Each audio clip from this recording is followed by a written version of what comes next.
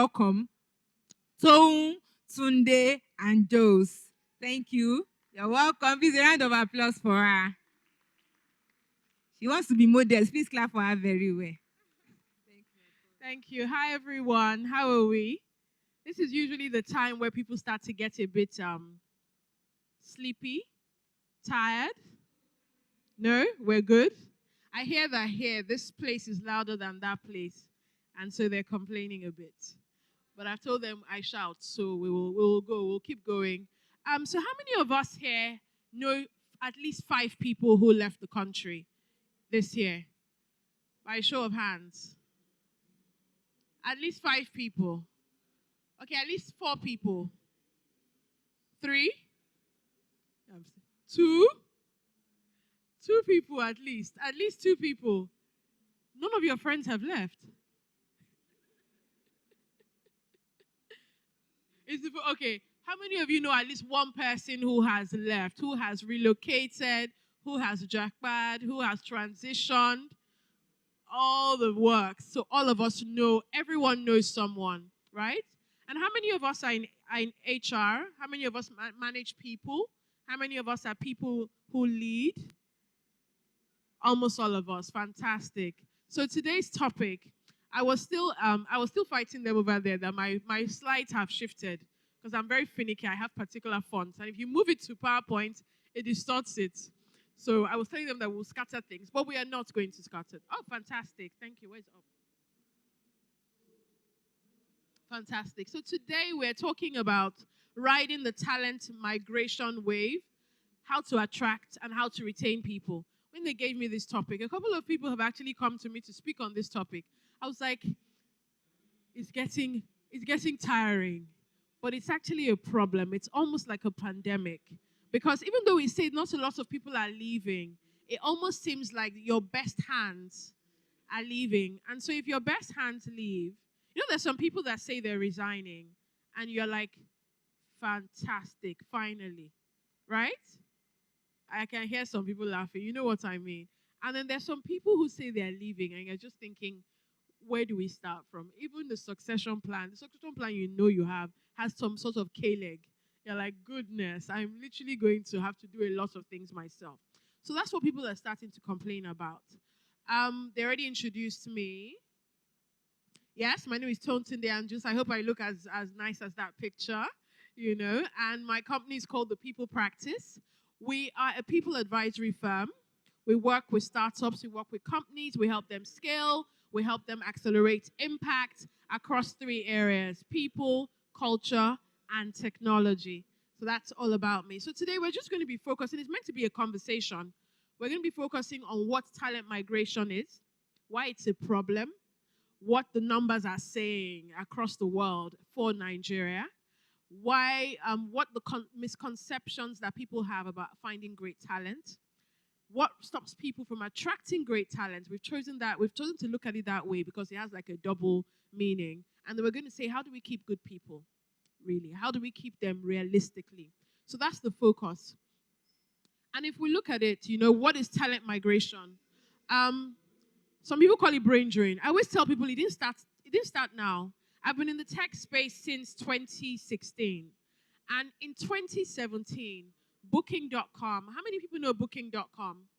Yes. If you love travel, then Booking.com just pops up on your. Once you just mistakenly click on them once, you are with them forever. So Booking.com came into Nigeria in 2017, and they made a play for the tech space. And as they were coming in and targeting specific people and saying, if you can get me someone like you, we'll give you a referral bonus in euros, right? So the tech space lost a lot of people. Actually, not a lot, but good people. And I used to work for a company called CC Hub, or Co-Creation Hub. I was their people director, and we lost our software lead. He was like a triple threat. Now you see developers saying, I only develop. If you ask me to do anything else, you are adding the last parts of job descriptions that say all other duties, as they'll tell you. But this guy did everything. He could code, he handled UI, he handled UX, He handled the graphics. He could do everything. So imagine taking someone like that. Obviously, when he spoke to me, it was not a conversation of, oh, how do we keep you? I was like, oh my God, we will miss you, but enjoy. I was starting to talk to him about you're moving to Amsterdam. This is what you do. So this whole thing started since then. And each time they would come in with the sole purpose to take our strongest talent. At that time, we didn't call it Jackpot. Jackpot wasn't a name. So we used to call it, we have a brain drain. We have a brain drain. We didn't know that it was going to be more than the brain. It was going to the entire body at the time. So that's how it started. And it's carried on till now. The 2020 caused the Jackpot or the godfather of Jackpot syndrome. Because what COVID did, while COVID had a good side in that the world stopped and everyone was able to rest, what happened is that people went into COVID and they came out of COVID, they didn't come out the same. Do you understand? Yesterday I put something on Twitter. I said, what changed in the pandemic for you?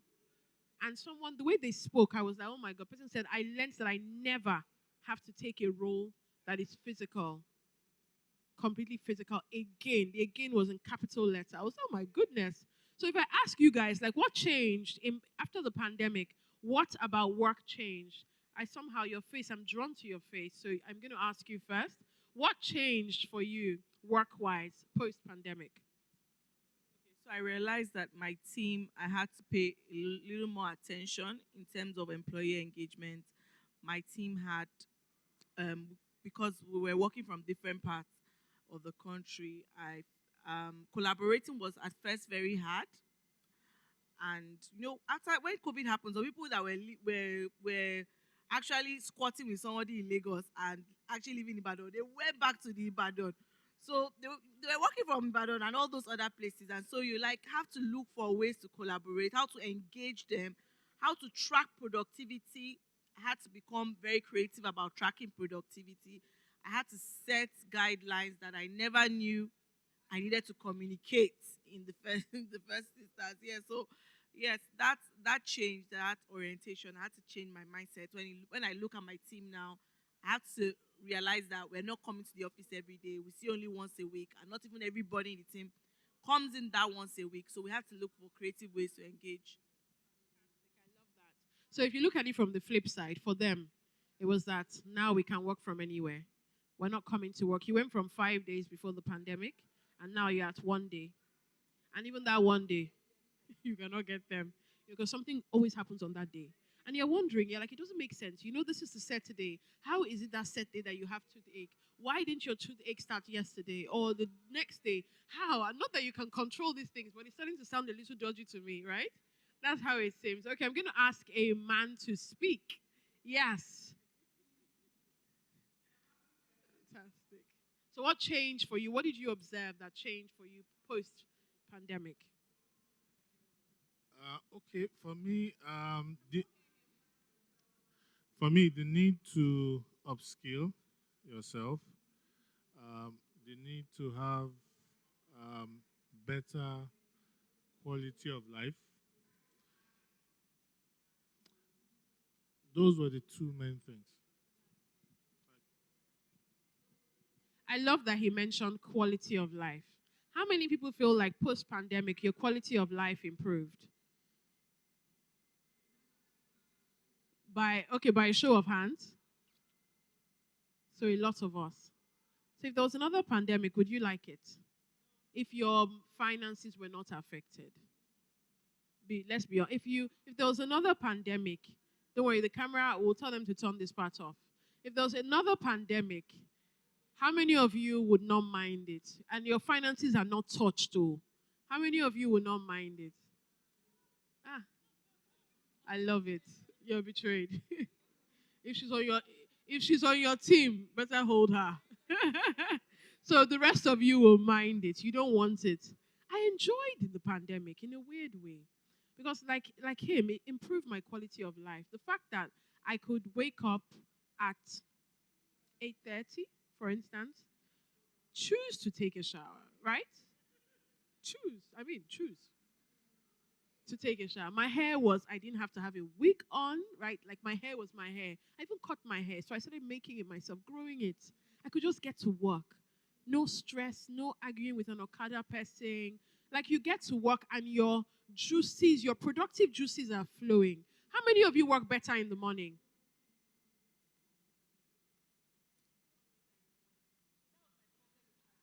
Mhm. Ah, you need to. I'm pained for you. I feel like you're still pained. It still hurts. You're still hurt. Okay, so that's it. I can, and I have many slides. I should not be gisting. This is what I do. So this is literally it. Talent migration, brain drain, brain gain for the country that is getting them. It's a movement of talent from one place to another. It could be country, company, region, whatever the case is. And like we're saying, the pandemic opened things up. Once the pandemic happened and people realized that the world became smaller, you could you could work in any geographical location. You know what? Who has this? The ultimate dream, actually, for me, is not even relocating. The ultimate dream is earning. How many of you want to earn foreign currency and still be in Nigeria? Ah, I like her. She didn't even wait for my question to be over. Her hand was up, like just in case it's a prayer, in case that the Lord is blessing the first person, let it be me. How many? No, but again, how many of you want to earn foreign exchange and still be in Nigeria? Oh my good, that is the dream. That is the. I mean, the spirit. We can turn it into a prayer room at this point. A revival. So that's it. And distributed work models happened before the pandemic. Being that I was in tech, there were a few companies that had remote roles alone. So companies like GitLab, companies like Automatic, and they would have people in like 30 something countries across the world. So for them, the pandemic meant nothing. They just carried on as normal. But our people struggled. Nigerian companies struggled to adapt. Some of our clients they were so unhappy with that lockdown period. It was almost as if these people are not working. No, they didn't pray for this thing to happen. It has happened. Like, and how do we move past it? How do we get us to start using tools that will get them to work and collaborate and still connect? It was a struggle for some people. So, why does it matter? Using examples. I love to use examples. I love to gist and tell stories you can tell. So it's increase or decrease in economic growth. I will take that and innovation and knowledge and transfer together. So what happens? I'll give an example. A friend of ours, it was a very tiny startup in like 2014. Tiny startup. And then the French government realized that they didn't have a lot of young talent.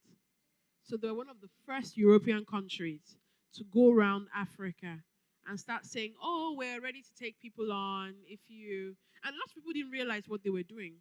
So what they did, they took a few tech startups and they took them to France. Now, this company recently raised 3 point something million dollars, right? But they're based in France. So where is all that money coming into? It's going into France. Who are the people they're going to hire? Mostly, they can hire. The world is open, but predominantly French people. So was that a very smart initiative? So all the times that you see presidents, and I mean, I love you guys, just in case you want to take me, to any of the presidents in those countries. I'm not abusing them. But every time you see those presidents coming and they're shaking Tony Elumelu, they are taking our people. They're organizing small events. They're meeting the smartest people. Then they say, oh my God, Balaji, she sounded so good. Let's see her again. The next thing, Balaji is telling her friends that so the Lord has been good to me. I'm off. Right? So that's literally what is happening. And every time that happens, these three things happen. Economic growth for our country depreciates because as she leaves, the people she's hiring are not predominantly Nigerian. It's everywhere else, plus Nigeria. Innovation happens. And then they work with them. So they work with them like they're incubators or pre-incubators, but they work with them until they succeed. So they work with them as from zero, and next thing they're raising 3 point something million dollars. And that's at pre-seed level or seed level. They haven't even gone to Series A. But that country benefits, and our country loses out. Same thing with innovation. Once they take our best, and you find that people don't come for the worst, they leave. You know how sometimes they say some bad people don't die. They're there. You're just wondering, like, Lord, help us. Do something for us. They're here. That's how it is with the best people. They're the ones that go. And then you're left with some people where you're just like, really? When are you resigning? When are you helping me resign? You know? So that's what's happening. Knowledge and intellectual property as well. All of that goes. Because some people they resign. You know, some people I've heard of some people that resign from the airport. How do you resign from the airport on your way out? Or and you thank you. You're on vacation.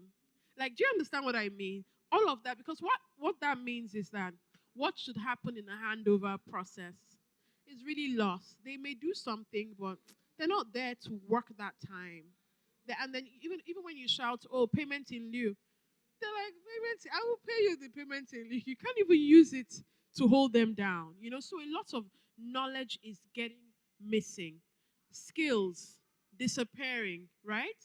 So what talent migration does is that a lot of the countries they look at skills that they need. There are some countries now that they've now even started moving to. We want plumbers, we want electricians in Europe, we want teachers. They're so specific. So every time they're trying to plug their own skill, what's happening in your own country is that that skill is going. How many of you, even plus the ones that say, all of you that say you wanted to earn in Forex, how many of you are sure that if you're really sick, the hospital you go to has everything you need for the worst kind of illnesses? Exactly. Exactly. So that Forex that we're all praying for, it can only get you so far, right?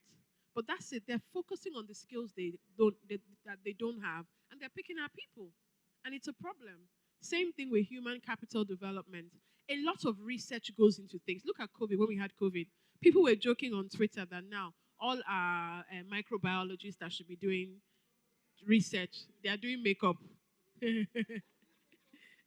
They're doing content creation. They're on YouTube saying, "Hi, welcome back again to my YouTube channel." And you're like, "My friend, you should be there. Sorting out, figure out why this COVID has come." Like, literally, we didn't have anything. We were literally at the mercy of God and the other countries because we had no plan. We didn't know where it came from. We didn't know. We just knew that somebody had entered and he has now brought it. We couldn't even identify the people he saw along the way. Like, we were so messed up. And that's literally what is happening. We're losing everything in terms of research that can become so much better for us in the future. So, talent migration in numbers. I thought this was quite interesting. Hikma, I'm just realizing that we left out some things in this slides, but it's okay. Canada, Nigerians are the fourth largest source country of immigrants. Like, when people say they are leaving now, your first question, "Oh, is it Canada?" Like, yeah, you're not thinking anywhere else. I know someone today, I didn't call her, she just left. She's off to Australia. People are just out. So in 2022, it says over 20,000 Nigerians were granted permanent residency in Canada compared to 15,000. That's 20,000. Fine, we can say includes children, a lot of children, but their children follow their parents. And the children are and then later on, you find that these children are like massive, very intelligent scientists. And then you now hear, and I love her with so much respect, Abike Dabiri. She'll now just link it back to, one of our Nigerians. But they're not here. They're there. And those people claim them. At this point, me, I swim and I swim well. If a country is looking for a swimmer, I can I don't even know if you call it I can pot. I can actually swim over and then help them. My swimming will even get better by the time I get to their country from here. Like they're just taking our people in every way. There was a time when I was younger, there was a guy who used to run for Portugal. He was Nigerian. And he had the most conk Nigerian name. He didn't even think to change it and maybe make himself Jim or add something. The full Igbo name. And then he's like, yeah. He's running for Portugal. I used to be so upset. My mom would be so upset. I was happy, actually. I was like, well, the guy needed to leave. Like, you people were not helping him here with his running. Look at him now. At least he got to the final. So those are the sort of the numbers we have. They did Phillips Consulting did a survey, and 22% of the people said that they plan to migrate abroad within the next 2 to 3 years. 26% were still determining. And you know that they are gone. In their minds, they're just saying, do I have it? Where do I get money from? That's all they're thinking. But they've gone. Mentally, emotionally, they're not here. You know? And the sectors that have been hit the hardest, I was surprised because I thought the medical sector would be number one. But he had put finance, professional services, IT. I imagine that they put tech under IT. But if they did, I feel like tech and like the medical field would be really high. But I was surprised to see these numbers. Education is one of them now. My kids' school, I'm never quite sure what's going to happen every year. Like we're just praying that some teachers don't go. You're literally begging them, please. But if you have to go, you have to go because they have to go. So those are the things that we're seeing in numbers. And then TechPoint did something last year where they said actually less than 0.1% of the Nigerian workforce has gone. If that is the case, then we're really in trouble. Because if 0.1% has affected all of us individually, where we know 5 people, so who are the people left? Do you want to be with the people who are left? Who are the people? Like you start to wonder if our best hands are going. Who are the and that's like 99 point something left, you know? And they also said so. United Nations said that the net migration rate has declined, meaning that less people were leaving the country compared to the last couple of years from 2019, and yet we're still so affected. So it must mean that it's the type of people that are leaving that is the problem, right? Absolutely. Exactly. So if we go into some misconceptions, how many of you have struggled sometimes with getting some good people? Yes, you're still struggling. So one of the things I saw this on LinkedIn. I'm very active on social media. You know, that's where I feel like there's a lot of evidence and things to back up your on social media. You know, some misconceptions. And someone had written that job seekers are now too picky. Do we think that they're too picky? Do you think that compared to like 10 years ago, that we're now very spoiled? Huh? Yes. They won't work. Exactly. But But do you blame them? I can't work anywhere every day for 5 days physically. I can't. But I think in my head I'm Gen Z. I'm like, whatever, Gen Alpha, the people after Gen, ask me. I can't work anywhere. I can't. Even hybrid. My hybrid is like 1 day, 1 to 2. That's hybrid, right? Hybrid is not 3. Did they say hybrid? Did they say hybrid is 3? Hybrid is not 3. Hybrid for me is like 1.5, 2 maximum. You had your hands up. Someone had, yes, fantastic, right? Okay, yes. So, my name is Amori. Yeah. Hi. Okay, so I liked what you said when you said, oh, you can't walk somewhere every day. But if you were just starting, do you think that a hybrid job role would have equipped you, or a remote job role would have equipped you to stand in the room today and speak to us? Do you think so? So, um, so what then are the values of those on-site communication and learning process? So in our law firm, we have a hybrid approach, but you find that oftentimes, especially when it comes to teaching, it's always easier when you can walk across the room and sit through a supervisor and get him handhold you through the process. So I find that what's happening to a lot of young people, and I may be wrong, you are the expert, so you tell us otherwise, but I find that a lot of young people are starting their careers um, playing by certain rules that are not sustainable. And the world is an evolving ball. And it will shock you that remote work may be the in thing now, but it's not really new. So if you go back to history, 50, 60 years ago, such things existed. So what that means is that we're coming back somehow. Do we have young people starting remote roles who can become executives at this stage and navigate that journey? That's a very good Thank you very much. What did you say your name was? Omori.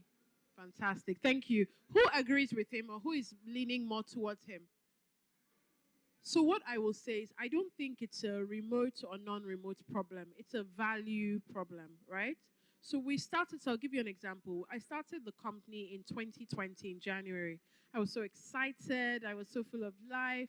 I had two retainers. I was like, wow, God is so awesome to me. And then COVID started. I said, sorry, what was this? What's happening here? Like, are we shutting down? At that point, I had two people who worked with me. So we had to move from every day, 5 days a week. One person was only coming in once a week. And then we moved from that to being remote. So we had to learn to work remote. Hikma on my team, Hikma started in remote. Like I didn't see her. Started October 2, 2020, I remember.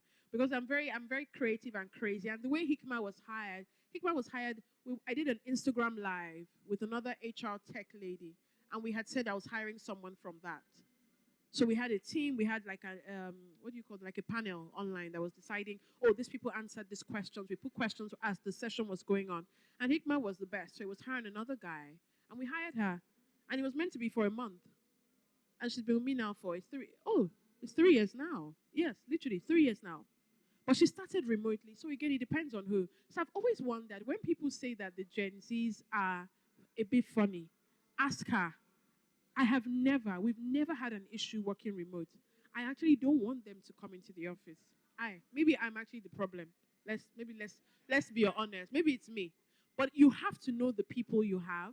You have to know how you've trained them. Now, there are some people that don't realize that there's some values. We were working on the slides last night because this month has been crazy for us. 2 nights ago, I wanted us to do something, and we're looking at, oh, what time should we meet up? And she said to me, oh, I can't use my laptop at this time because I need to take it to get it charged for the next day. And it occurred to me that lots of people on my team, that's what they do. They get things, they work on stuff, they either have things charged or put things away so that the next day they're sorted. I'm very easy as a boss. I don't mind. If I start to micromanage you, there's a problem.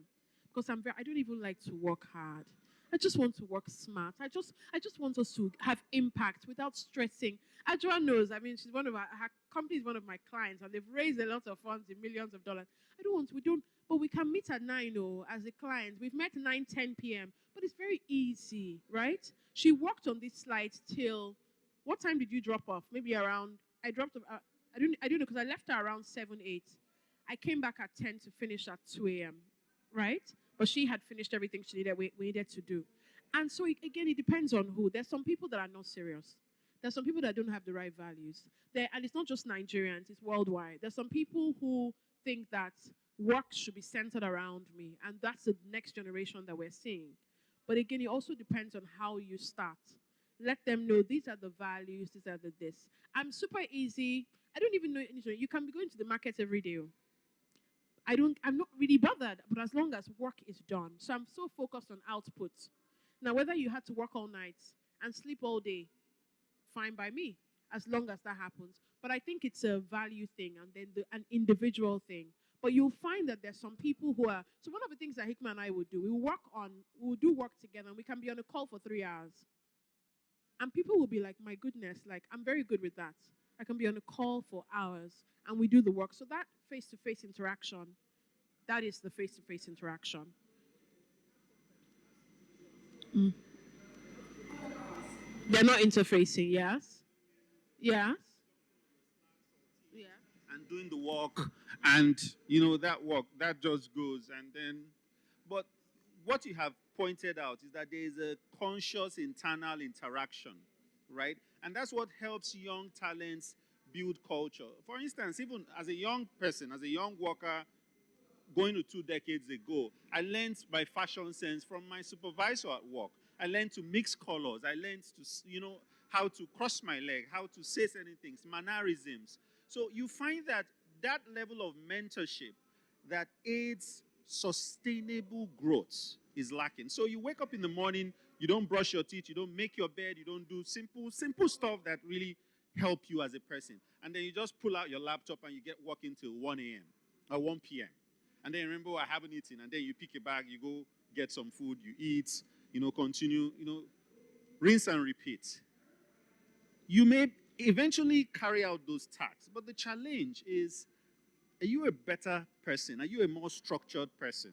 Right? Now, if remote work becomes a problem, and there are certain jurisdictions, my session now, we're going to be breaking some tables about remote work. But, if remote work now becomes, if it becomes a problem, you have a workforce that will be handicapped, dangerously handicapped. So it's not on the people themselves, it's also on the leaders. Because leaders and managers. So one of the things you've mentioned, you put things on Slack, they're not coming back immediately, right? That can't work. It can't work. I'm fine. My team right now, we're a team of 12. I always say we're very small compared to some of the places that I have worked. But a team of 12 that is super, like, my problem is that they're too involved. They're always disturbing me. I'm constantly looking for how to hide. There's too much work for me. That's my issue. So that's the culture I have, but I'm very big on culture, and you have to build that culture. I'm annoyingly big on culture in that certain things need to happen by certain times, right? And they've kind of, and it's not something I say to them, but everything is decided. So one of the things, for instance, how we started working only on Mondays, they used to come Monday to Wednesday, but we had a conversation, and it's really, what do you want? What should we do? And I always make it very clear: if this thing is not working, we pull it out. But they also understand that I have their best interest at heart, because I can fight for my people to the death, like literally. But we pull it out. Do you understand? And if there's a problem, we stop it. Now we've moved to, so we just meet on Mondays. And now we've moved to 1 week in a month we don't meet, ever since the petrol prices. Because it was either get them to come in or increase their salary. And I looked at myself, I looked at the economy, I looked at my bank account, I looked at the Lord. He wasn't quite answering yet, but the rest were speaking to me. So I knew that, guys, let's just don't come in on Monday. We'll put and someone has already sent, Missy has already put up something that will come in. There'll be face-to-face interaction, because all videos are on that Monday. But I'm even me, low-key, I'm happy, because the Mondays they come in. Ask them. I don't start work until when they go, because we're not seeing all the time, so there's so much interaction. And I need silence on a day-to-day basis. That's the old age speaking. I actually need silence. So again, it depends on the culture you have. So leaders have to be realistic. If you focus on output, people will know that output is important. And they know that they need to do whatever they have to focus on output. So they can sleep, they can go out. I'm fine. My people travel during the day. They travel during the week. They travel. They go to Abeokuta. They go up and down. I know she's laughing because she's thinking, yeah, I'm just casting her. I don't actually care. Feel free. Do anything as long as output is delivered. And that's what they understand it. So even though now we all go on leave, because I'm a big fan of leave. But even though I say I'm a big fan of leave, when I go on leave, I work. But so when they go, now they're already having plans. I'm going on leave. We don't go on leave in December because we close in December for a period. So everyone knows I'm going on leave, what is needed, so that at that period I'm making things easy for you, but I'm also here. Everyone is available. I try not to disturb, but everyone is available. And it also depends on the person leading, right? But I think I I always tell them, I'm always happy to tell them horrible bosses stories, so that they can just be thanking God for me. Like, guys, did you see this one? Literally. But I think, so again, it depends on what you want. So hire people with the right attitude. It's not everybody I hire. There are people who've come that's so smart and intelligent, but they don't seem willing to listen, willing to learn, willing to take opinions, so not interested. So that's it. I know we've gone into culture, sort of, but that's what we're saying. So job seekers, so how many of you agree that job seekers are too picky? Yes. How many of you? There are two, even from, it's not just, what? I have 5, I've not spoken for 1 hour. Have I spoken for an hour? No, you will have to kick me off. I will leave fighting, screaming. No, but it's not just even them. Even now, if you're hiring nannies are asking you, do you have a washing machine? Is there a chef? Am I the only one? Because I didn't come here to die. I literally, I did How old are your kids? Because if they're, to be honest, I don't blame them. If I was going to work as a nanny, you know, time the child is 8 months, I'm not going to be chasing somebody and saying, don't put that in your mouth. Like, no, eat whatever you want to eat. Build your immune system early. And free me. Literally. So it's everywhere. But they'll tell you that they've had some terrible experiences. Please, can we check that it's 1 hour? I haven't done an hour. Please. So they'll tell you that they've had terrible experiences. Some people, we've already talked about job seekers wanting remote roles, right? But it improves the quality of life. Nigeria traffic, they're about to close Third Mainland Bridge for 6 months. You know that, right? No, they're closing it, not tomorrow. In January, they want to close it for 6 months because the road really has some bad patches, right? So at that point, you'll find that there's some employers that will still tell people who are not needed physically, like their bodies are not needed physically at work. They'll tell them to make it in. It becomes a struggle because everyone who is leaving their homes at 6 now has to leave at 5 or 4:30. That doesn't make sense. If anyone is working for me and is leaving somewhere at 4:30, to me it's a complete waste because I think the best time you think is in the morning. So if you come in at 8 and you're already exhausted and I'm talking to you, I'm having to repeat things 10 times, it's a waste of my time. So even though I'm so lovely in my culture, I'm also selfish. So I'll tell you not to bother. Come from home.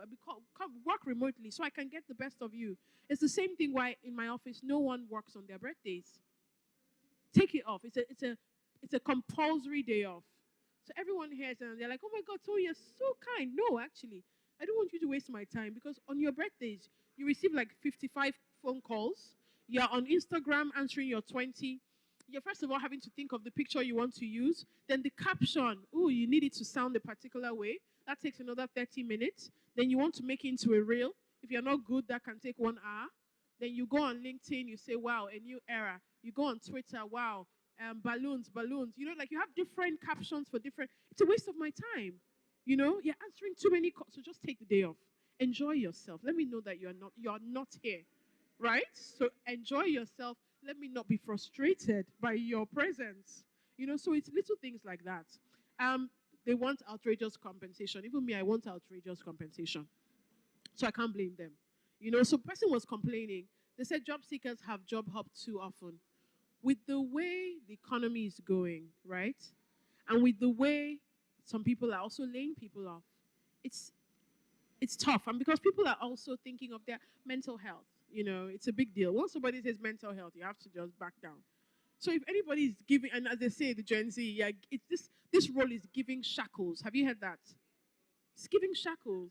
If a role gives shackles, you need to move. You need to step. So when anyone comes, is giving shackles, I support them. Please just leave. Don't feel, chained or tied down. And they want to work with big brands. I always say it's not true. They have unrealistic expectations. How many of you think that? You think so? They do, yeah. So sometimes, Hikma, I'm sorry, I support them here. Sometimes they do. But a lot of them, if you are doing good work and you tie in a vision that they can get behind, they're your most loyal people. Mine are, if they buy into it. So you have to also be a good salesperson as a leader and say, this is where I think we can be. I'm excited about this prospect. This is where I see you getting to, just so that you're selling them something, right? Then job seekers you only want job seekers with quality only come from top schools. How many of you know, even the schools in Nigeria, which school will you say is the best for graduates? Just shout it out. Equality is better. Better. Federal school. Unilag, OAU, Ibadan. Wow. A few of the private.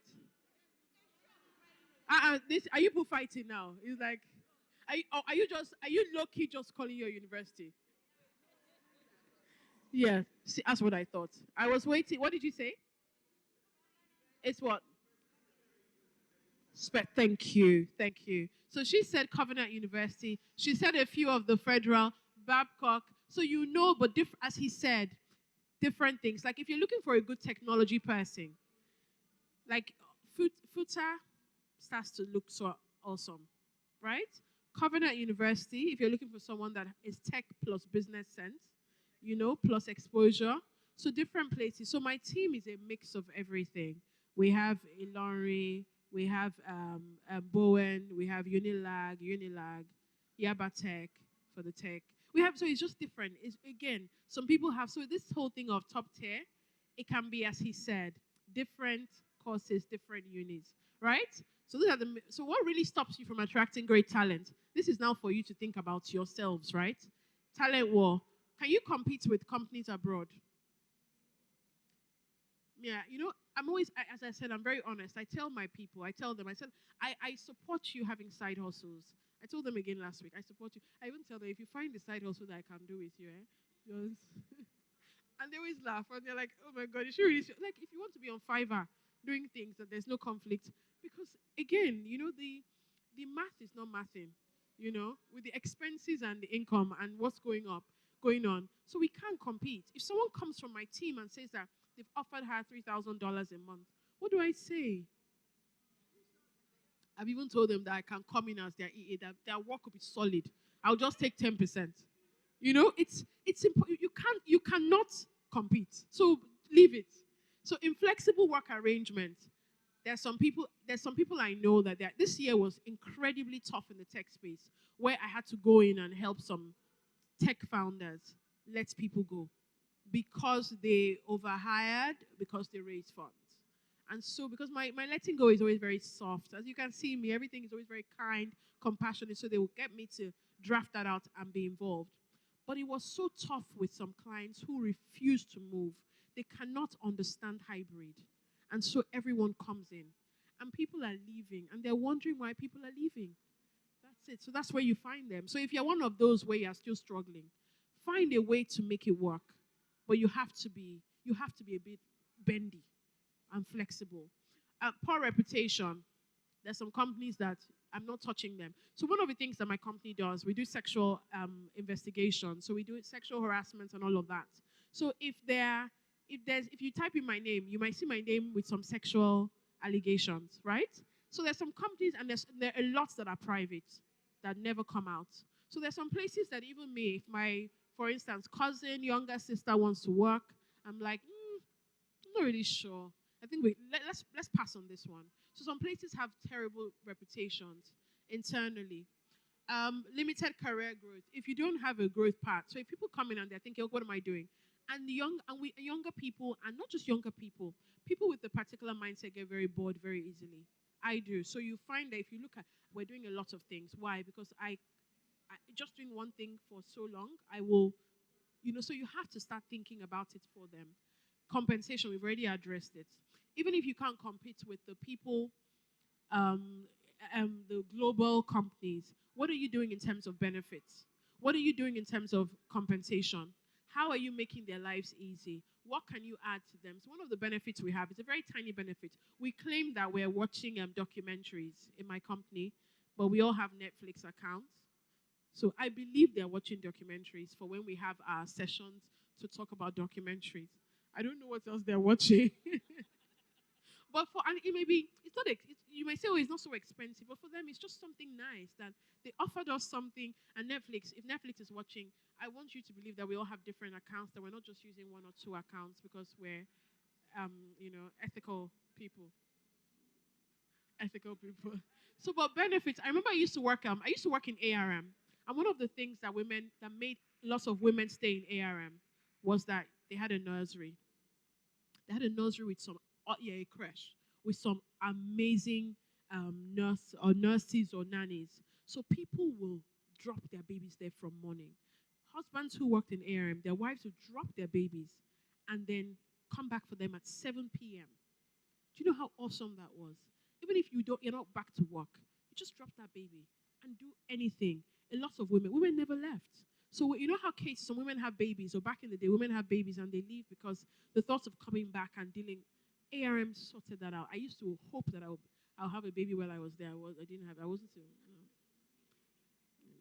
Instead, the marriage I married made me have to leave ARM. So really, but that was a way of just keeping people there. So start to think of benefits, salary advances in this period where money is tight.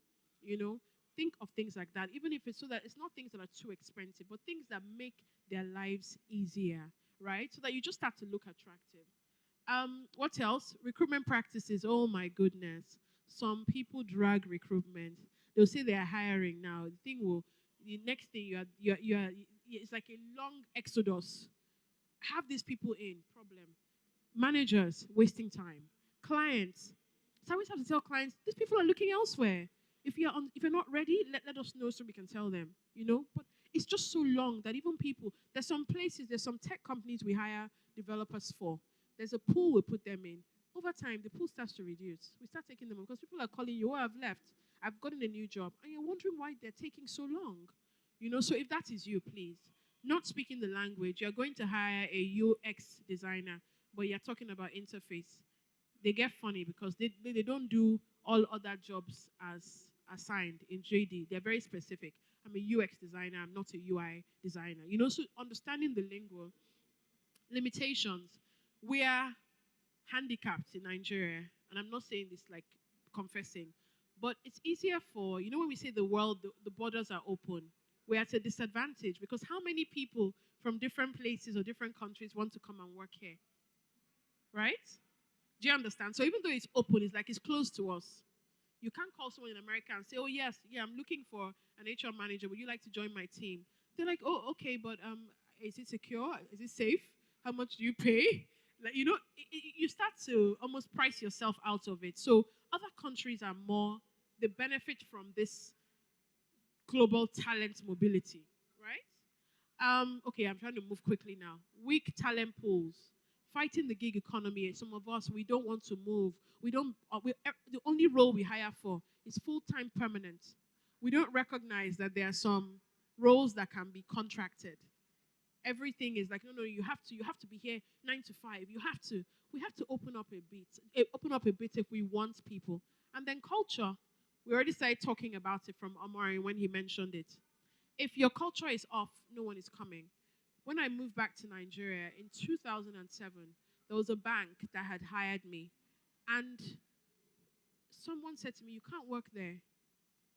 Even when I was about to call the company, an oil company, old oil company, I'm sure you can get it.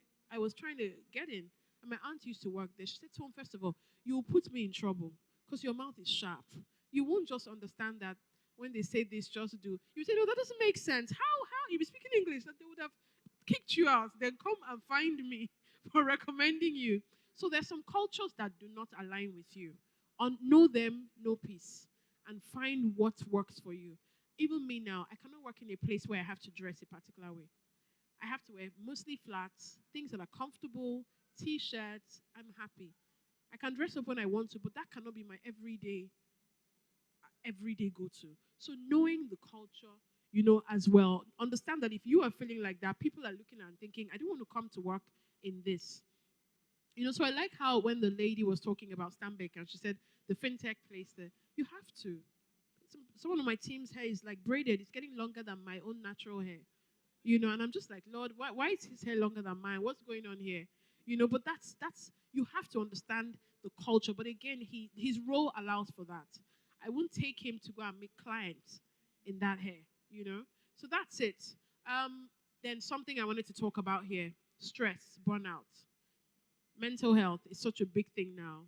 So if anything is going to, if you know that you are creating things that are making people stressed, if you know that there are systems that can make even you two need to take a break and get people to take a break. So if we quickly go to how we keep good people, I just have other points there, but everything really, there's only one point, and it's culture. I like how you're pointing, exactly. If culture is terrible, nobody is staying with you. I always tell people, we're not the best paying in my company. Don't worry, I'm rounding up. That's what we say. And I'm not like, if a pastor says I'm rounding up, one more thing. It's not one more thing. But now I'm really rounding up a bit. So what was I saying first about culture? Yes. Yes. So I was saying in our company, we don't pay the best. We don't pay the highest. But we've been on for 3.5 years. And we've only had one person leave. That for me is a testament to something. Maybe I always say maybe I'm spoiling them too much. Maybe something, but it just speaks to culture. but I'm so big on culture. I don't want to be stressed, so I don't want to stress anyone.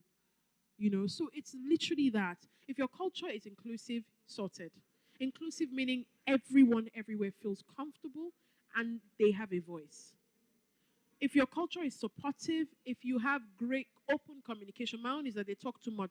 The communication is too open. We need to close ours a tiny bit, you know. But you need to open up the communication lines just so that you even know what's going on with people. So culture, culture, culture. And leaders. If you have great culture and you don't have good leaders, problem. You can have great culture in that, oh, we have this is our values, this is our purpose, this is the mission, this is what we're trying to have. And if you people imbibe it, but if she's my boss and she's not imbibing it, then I'm leaving because of her. Yes, they leave because of managers. That's what I was going to put up. I had done something on LinkedIn, and we had about 300 people respond, and people left their last role because of toxic culture or leaders. So the company may be awesome. I may like the CEO, but if my line manager is horrible and is finding a way, that means that the culture is great, but I'm not enjoying that culture for the company. So the culture that the team has is now different from what the company has. So that's what I mean. So as leaders, everyone here said people report to them. That is something that is so important. As a leader, have clear direction. I don't always have clear direction. I think I'm a very fluid thinker and I have ideas every day. But I have to figure out ways to. I have someone who works so closely with me that has to come and put those ideas down. Because left to me, I have ideas. Now I want to do a podcast with HR people. Now I want to do it this. They're always tired. I've told them we're writing a second book. Someone came to me and said, please, that second book, is the ETA end of this year? I said, no, it will start in January because I know they're already thinking Toun wants to kill us, right? But that is what culture is. Be intentional with your mission critical people. We had mentioned some people leaving that you don't care about. Those that you care about, you have to hold them. You have to find out what they want. What are you looking for? What do you want to do? Do you want to do more of something? Involve them in some leadership things that you do so that they start to see it as okay. If Bolaji is not here, I'm next level. Do you understand? But your mission, it's not everyone you can hold, unfortunately. It's not everyone. You need to have your core people. So those mission critical people start to think about how can I give them more? But first of all, listen. What more do they want to do? Not just I want to give you more. You're not start giving them things they hate. It's like somebody giving me more and giving me admin tasks. I'll start crying. I'm just gonna be like everything's scattered. So you have to know what they want. I think this is the last slide. Let me check. Ah, okay. So it's just two slides. Compensation. We've mentioned it already. Performance feedback. Again, people like to think, oh, KPIs, OKRs. I think OKRs are more fluid, but something that is so easy to start to do is even one-on-one checks. You can do them every quarter. Just check, how are you? What are you happy that you've accomplished? What area do you think I can help you? 3 minutes. I can do it. I can do 3 minutes. 3 minutes. You know, what area can I help you in? So one-on-ones, even if you leave here with one thing, just do a one-on-one check with your people tomorrow. Well, no, not tomorrow. On Monday. How are you really? What do you want to do more of? It was from that I realized that someone in my team, she was a designer. She wanted to go into product. She wanted to go into UI, product design. The minute she said it, we started our product.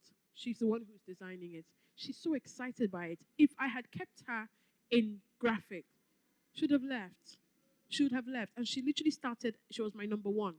That's how she refers to herself. I was number one employee in this team. So now we have someone who does graphics, the guy with the braids, you know, with the guy with the hair that's longer than mine. But you have to just ask questions. If not, you lose them. So that's it. Be generous with flexible working arrangements. There's something, have you heard of work-life fit instead of work-life balance? It's a new thing now where people are saying, if I work better in the morning, so I want to work in the mornings. Yeah, so it's like my life has to fit into my work. No, my work has to fit into my life. Or I prefer working in the mornings. If I have lunch, I can't think again for 2 hours. Forget it. Everything is gone. That thing called IT, it goes. So why would I want to work at that time? So give me work in the morning and give me work in the evening, 8 p.m. to 11. My brain is buzzing, you know. So, and if you're forcing people to work when it's not, you're getting the worst out of them. So let's try and be a bit more flexible. I know everybody seems so soft now. But let's work with the softness to get the best for us, right? We've already talked about check-ins, we've talked about growth paths, retention bonuses. So you can say to people, if you're here for 2 years, this is what we'll do. If you're here for 3 years, and it's unfortunate because in our parents' time, when they're thinking bonuses, they're thinking, this person has been here for 25 years, we give you a fridge. This person, I mean, I didn't mean that. I'm sorry to our parents. But you know what I mean. But it's usually always a fridge, freezer, TV, then a fan. Then maybe you can travel. You travel. You travel to Cotonou by air. Well, just think of easy things. It can be, oh, we get you on this course. We get you on something. We get you in this community. Do you understand? Or we get you, so it doesn't have to be too expensive all the time. International experiences. When I worked in City Hub, I think my boss looked at me one day and said, this girl, she may just decide she's going. So he got something, TED, TED, they were doing their global conference, and they sent him a free ticket. And he said, no, I'm not going to go. Don't go. That's how I went to TED. For me, it was such a great experience. And so he just started doing all these little things to make sure this Toun, let's just keep her so that she can keep the rest. So those sorts of things. It's not every conference that you should be the one going for. There's some things that after a while, they're not beneath you, but you've done it. So let someone else do it. Let's try. So we're running a conference soon. And so someone on my team, I've told her, you have to be on the panel. You have to moderate, different things so that other people start to do things. She's already getting pumped up, thinking, what do I wear? This thing is like 1 month away. But, it just gives them some energy, like I am needed. So you have to be creative in what you do. So keep them. I think this is the last one. Lastly, keep them engaged. Involve them. We've talked about it. There's something that they say, you can't do something for people without involving them. There's like a proverb. So don't do anything for anyone without involving them, because then you do what you think is great, but that's not what they need. So if I'm going to say one thing, what will you adopt or do differently this week? I just want one thing out of all the different things that we spoke about. Yeah, we have someone ready to go? I'd say checking with my team. Yeah, that. Yes, I love that. Check in. Anyone? Yes. Find out their career path or their own personal development paths and see how it aligns with my own business and try to help them. Yes, I love that. And it can even be their personal. So we do something called we call it personal growth plans. We put all our personal and professional. The people that want to lose weight, there's some people every year is the same weight loss. It's the same kg. I won't say I'm one of them. Some of them, they're even going the opposite direction. Every year they're honest. I want to get to 60. More you're looking and you're seeing more, you're going closer to 70. But even their personal, so that you can see how to help them as well. So I think that's a good one. Anyone from this side? I haven't taken anything from this table. Yeah, okay, we have someone here. And after her, we'll take one more person and then we'll wrap up. All right, I think I'll engage my folks a bit more on the things that they want to do personally than on the job. Yeah. Fantastic. And it's great. She said she would involve them or engage them on things they want to do personally. Then it's so weird because if people think that you care about them and their personal, they would go all out for you. My people, when I say we know each other to a fault, some things we don't need to know, we know. From me, even including me, we know. But we're very open. We fight. If someone gets heartbroken, we're ready to take out the heartbreaker. We've never done so because we're professional and good people. One more person. Should we have one from this team? What's the one thing that you'll adopt or do differently? Yes, thank you.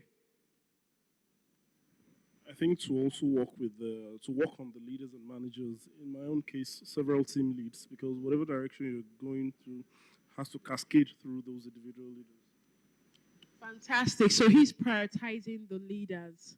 Because sometimes you may be high up there and think that everything is sorted, but your leaders they're just running their own race, literally. So that is it. Thank you all so much. I love that you were super engaging because I know some of you are hungry. The small chops, it has finished. It has already digested. Yeah, it's on its way out.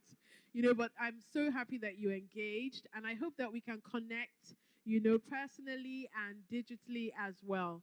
I'm excited. So thank you for having me, and I hope this was a way of keeping your people from Japan.